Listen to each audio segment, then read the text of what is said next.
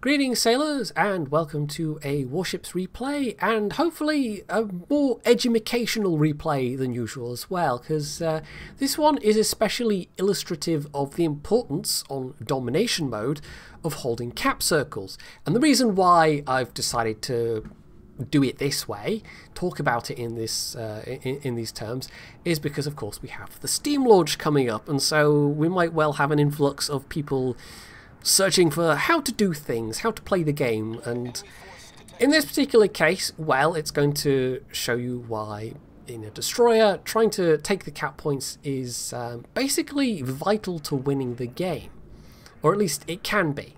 It's not necessarily always vital. It is entirely possible to get a game without any destroyers at all, but those always turn into very, very awkward affairs.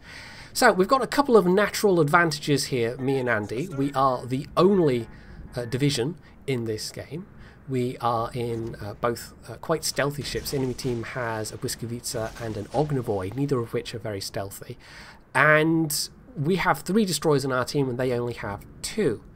So really, it's on us if we screw up and give this one away, because there really shouldn't be any reason for us to not be able to do well in this one, unless the rest of our team is completely horrible, which is possible. So we've both put torps out of the smoke. We know the Błyskawica is still in there because we're being blocked from cap, and there we go, Andy gets the kill. And that was the Błyskawica's mistake, 100%. If you are spotted, and we weren't because we considerably are able to out-stealth the Błyskawica, both of us, yeah, you should just assume that there's going to be a big wall of torps coming towards your smoke, because although it blocks vision, it's also a nice, great big target for a wall of torpedoes. And if I'd been in that Błyskawica's shoes, I would have maybe dropped smoke to block our line of sight and then just gotten the heck out of there. But as it was, they decided to sit in there. And possibly they were even committing the sin of sitting broadside in their smoke. Because, you know, sometimes you might try and tough it out anyway.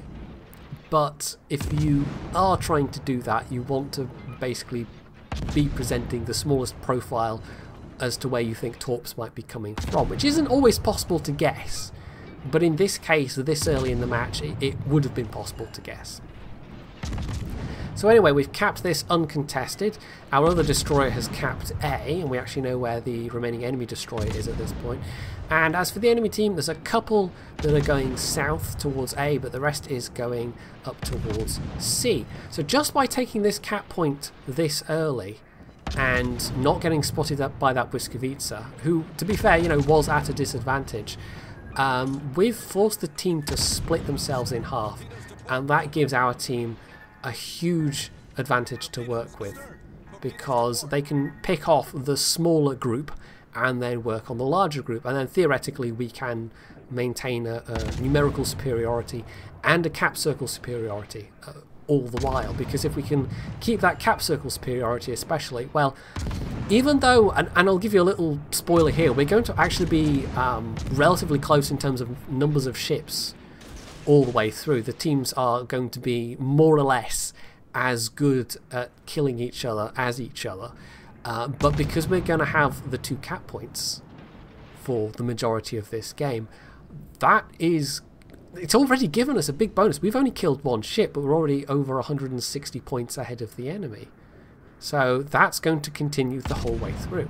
So you saw me dodging some torps myself there, because my smoke gave that Neptune something to drop their torps at, or it might have been the Edinburgh, but I think it was the Neptune. I'm not 100% sure which, but you know, either way, British cruiser, so it was the single torp launches.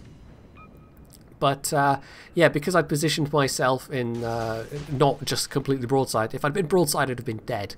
But I was able to angle myself sufficiently. I was able to reverse around the torpedo, and it was a bit lucky that I was in a position to do that. But you know, the angling, the beginning position of that maneuver did help. So there's the Ognavoid, who is now pushing B, but they're doing this at completely the wrong time. They have no backup, and so that was an easy kill for us. It's actually Andy that manages to get that kill.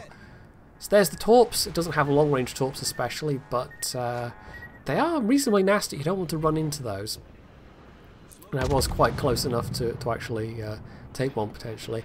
But as it is, no, I was able to dodge them, and now I can put down smoke again and help out the team by picking on these ships to the south. Now that one Tirpitz is very low health, and I'm probably not going to get a lot of damage out of that, but the other, the Bismarck, I might be able to do a bit there. So I'm just also keeping an eye on what's going on to the north. I might, you know, there might be another lot of torps coming in from there, so I actually have to be a bit careful here. You can, you know, especially with the US destroyers where you get such big smoke clouds, you can lay a bigger smoke cloud than you actually need and then kind of retreat to an earlier laid part of it.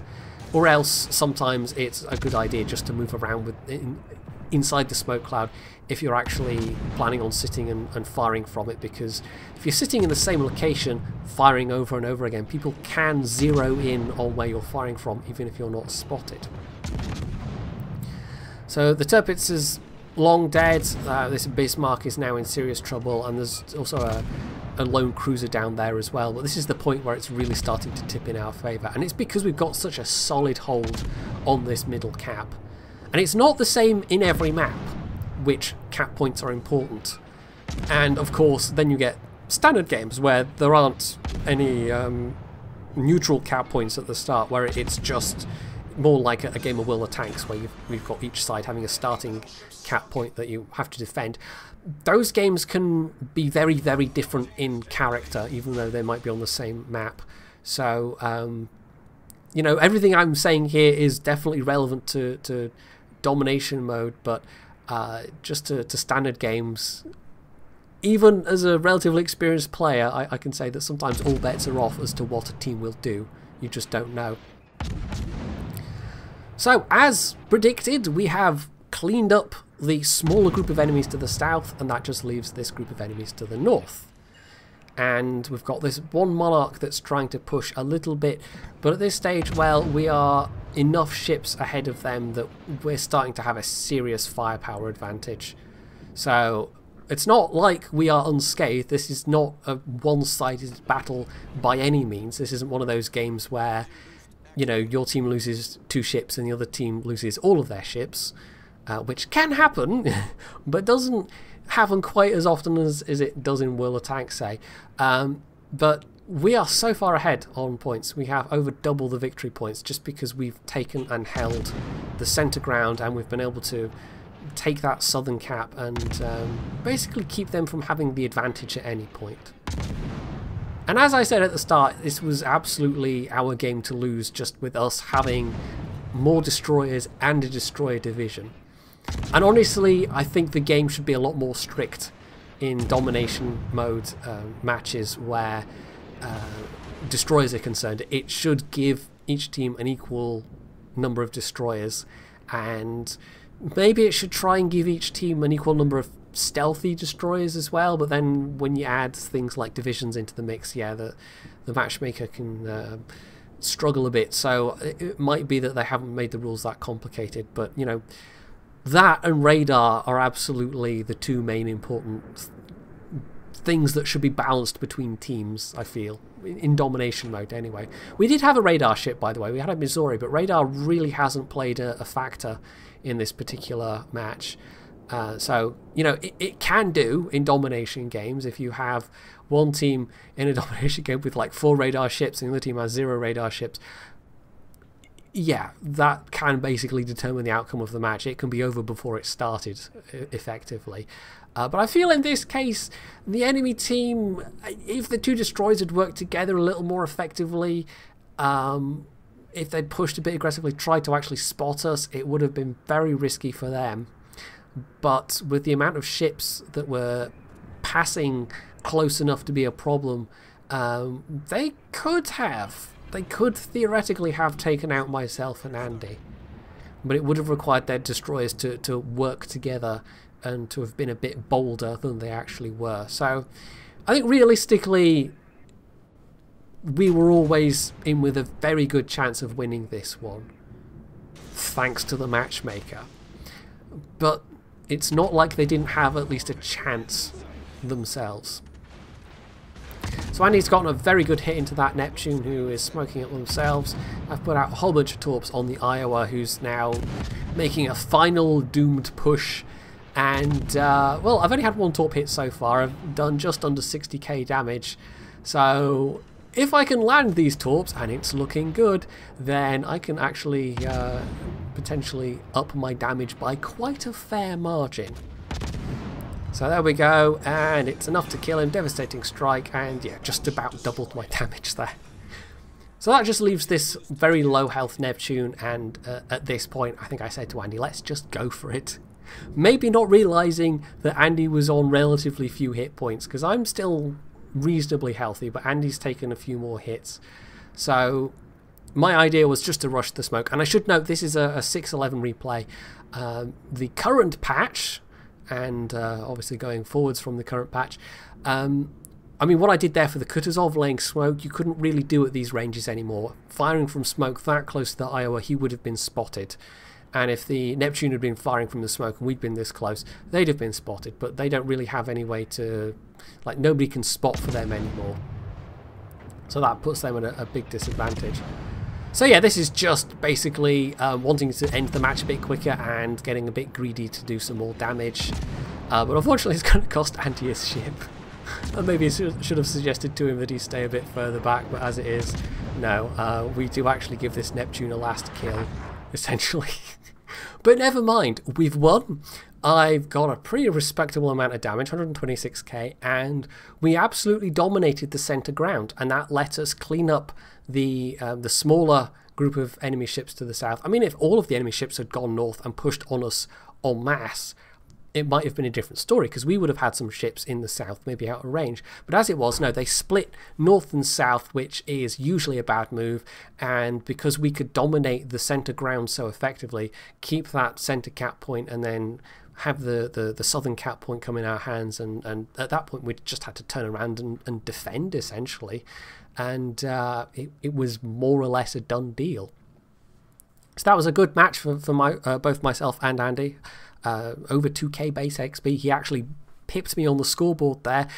Sometimes it's not, I mean, I've shown matches before where I've been divisioning with somebody, and it tends to be if I've had a good game, essentially, which usually means that maybe they've not had such a good game. So it can be a bit of a joke sometimes with my Patreon supporters that, you know, they only get to feature in my replays if they've had a terrible game. But no, in this case, Andy actually did have a really good game alongside me having a pretty good game. So yeah, it was a nice result for both of us, and it wasn't exactly the fairest fight, but it did illustrate really well, I think, just the importance of cap circles and why you shouldn't ignore the cap circles.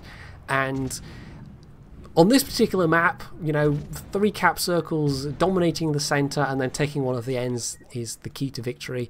It's slightly unusual in that normally my preference is to take the northernmost cap and the centre and try and win that way, but in this case, no, it actually, you know, we worked it out by getting the southern cap instead. But yeah, generally speaking, it's the centermost cap that is the pivotal one, the key one. Trying to hold both the northern and southern caps and ignoring the one in the center very rarely works out, because you're splitting your team up too much, and at that point the enemy team can have a big advantage.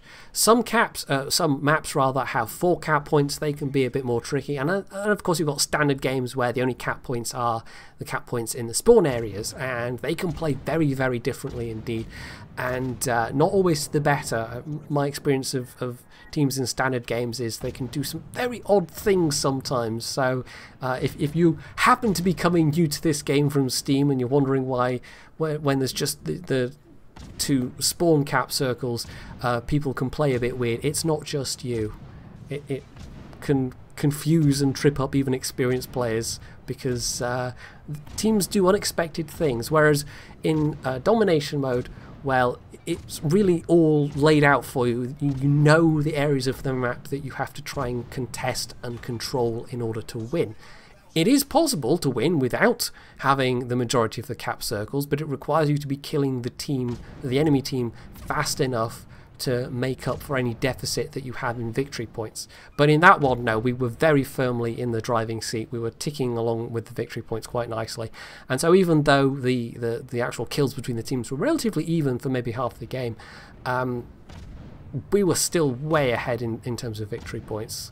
And even if it had come down to far fewer ships chasing each other around, that in the end would have probably still swung it for us, because if you have the most victory points when the timer runs out, you've won, basically. So there you are.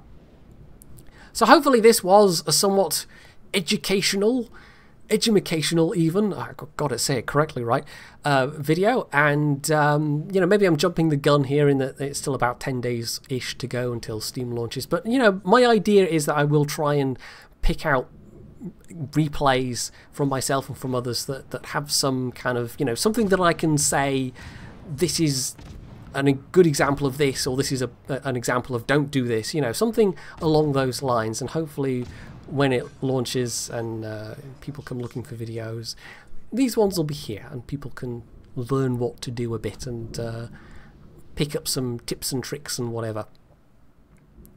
So hopefully you've enjoyed this and found it useful, and if you have, you can hit the like button, you can leave any comments below, you can subscribe to my channel if you haven't already, and as always, stay tuned for more.